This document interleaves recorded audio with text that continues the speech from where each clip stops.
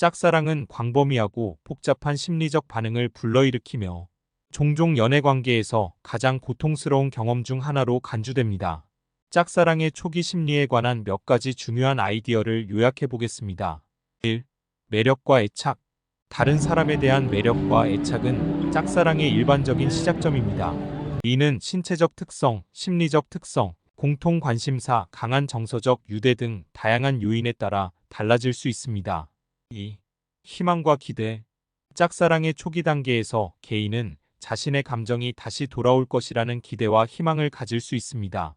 그들은 자신이 사랑하는 사람과 낭만적인 관계를 맺는 것에 대한 환상을 가질 때 좋은 일이 일어나길 바랄 수도 있습니다. 3. 취약성 및 위험.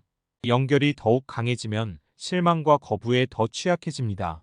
그들은 연결에 많은 감정적, 육체적 노력을 쏟으며 이는 위험을 높이고 거절의 상처를 심화시킵니다.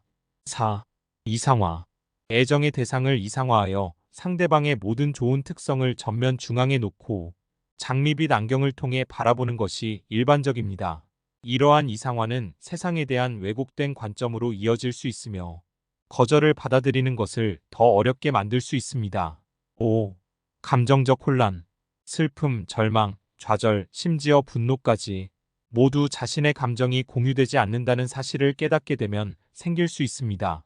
기대와 실제 결과 사이의 격차는 자기 의심과 부적절함을 유발할 수 있습니다. 6. 반추 및 집착. 짝사랑 중인 사람들은 상대방에게 집착하게 되어 이전의 대화를 다시 떠올리고 감정에 대한 통찰력을 얻기 위해 각 세부 사항을 면밀히 조사할 수 있습니다. 이러한 강박적인 반추로 인해 불안이 더욱 커질 수 있습니다. 7. 자존감과 정체성. 자존감과 자기 개념은 거절로 인해 심각한 영향을 받을 수 있습니다. 그 사람은 자신이 애정과 승인을 받을 가치가 있는지 궁금해할 수 있으며 이는 낮은 자존감과 무가치하다는 느낌을 초래할 수 있습니다. 8. 대처 메커니즘. 사회적 지지를 구하고 주의를 돌리는 활동에 몰두하고 거절의 의미를 경시하거나 설명하려는 노력은 거절을 다루는 동안 자주 사용되는 대처 메커니즘 중 일부에 불과합니다. 짝사랑. 그럼에도 불구하고 이러한 대처 기술은 정서적 고통에 대한 일시적인 위안만을 제공할 수 있습니다. 9. 그리움과 장기적인 효과. 거절의 첫 번째 충격이 사라진 후에도 오랫동안 그리움과 욕구를 계속 느낄 수 있습니다. 짝사랑의 경험은 개인의 특성과 대처 방법에 따라 심리적 웰빙에 장기적인 영향을 미칠 수 있으며 미래의 연애 관계와 정서적 회복력에 영향을 미칠 수 있습니다. 일반적으로 짝사랑의 초기 심리에서는 짝사랑 감정이 사람들의 심리적, 정서적 안녕에 미치는 중요한 영향을 강조합니다.